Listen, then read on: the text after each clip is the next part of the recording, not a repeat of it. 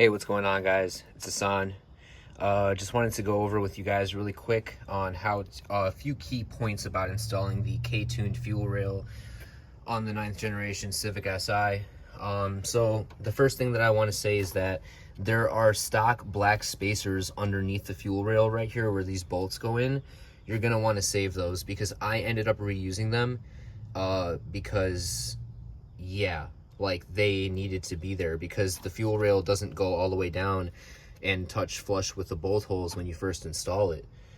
So that's the first point I'd like to bring up. The second thing I want to say is that there's this guy called Alex who has a video on how to install the K-tuned fuel rail, and I would watch his video to learn how to do it if you want to know how to do it from taking the stock fuel rail off and putting on this one. I also took off the plastic cover for the injector harness, and I just ran my wires like this with a zip tie just because of the fact that the gauge was hitting that plastic grommet for these wires. So that's why I took that off. The third thing I'll mention is that this fuel line, I had to pull it just a little bit to get some slack to hook it up with the K-tuned fuel rail hooked up. I reused this stock Honda green fuel rail lock for the hose. There was another white piece that goes over this from the factory. I did not end up putting that back on because I couldn't figure out a way to get that put back on with this fuel rail, but it's okay because this green lock is what locks it down. So yeah, and then the other thing you're going to need to know is that for these coolant lines, there's a bolt that's 10 millimeters here that you can take off to get some slack so that way you can route the fuel rail underneath the coolant lines. And then also something that you should know is that if you look over here, you will see these little locking tabs for each injector. Let me see if I can get that on camera right there. And then for the last one, you can kind of see it right there. Those are kind of a pain to realign when you're putting the fuel rail back. So what I did was I just made sure with my fingers while I was reinstalling it that none of them looked like they were out of place, and if they were, I would push them back. But they seat specifically on the onto the hose. If you guys can see where my iPhone's camera is pointing, you can see that there are like indents for where the injector clips would basically like go. So you need to make sure that the metal tabs are inside of there. And as you can see, I've already checked all my injectors. I still regularly check them sometimes just to make sure that those tabs don't move, and they obviously haven't. They might be loose at first, but after you tighten down these bolts, they will get tighter onto there, so that way they won't fall off or anything like that.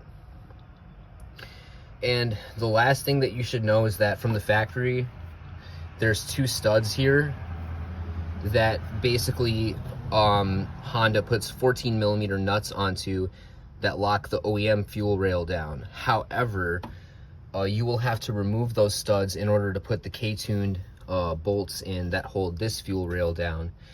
So to do that, you basically take two nuts, you put one nut on, and then you put the second nut on, and then you tighten them together, and then you take a wrench and turn the bottom nut counterclockwise to remove the stud. But you'll see all that on Alex's video when you watch it. Just YouTube how to install K-tuned fuel rail 9th gen Si, and you will see that. So yeah, and then you don't also, another thing that you should know is that you should not over tighten these bolts, because I believe that the torque spec for them is only 18 foot-pounds. So make them tight, and that's about it. Other than that, I hope that if you decide to go with the K-tuned fuel rail, your install goes successful like mine did. Okay, and then the last thing I want to say is that when I purchased this fuel rail, I paid about $275 for it, and basically it was pre-made for my car. It had the fitting already to hook up the stock fuel line to. However, K-tuned also makes kits and adapters to essentially run like a AN fitting with a fuel line back to the filter.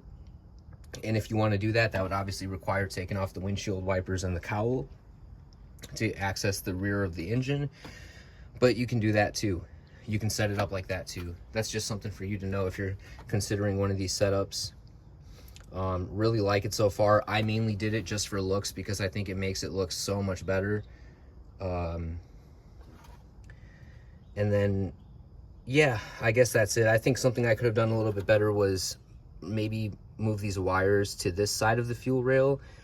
But for now, I think it looks good. So I'm just going to leave it. And I'm glad you guys watched this video. If I helped you out, that's awesome. And yeah, if you honestly don't really know what you're doing, you're not too mechanically inclined though, I would say you should definitely take it somewhere to get it done, because you don't want to ruin anything, obviously, or lose anything. Because if you lost like one of those injector clips, you'd have to get like a new one. But if you're mechanically inclined, you know what you're doing, and you trust yourself, it's not too hard to do. So I hope you enjoyed watching this video, and I'll see you later.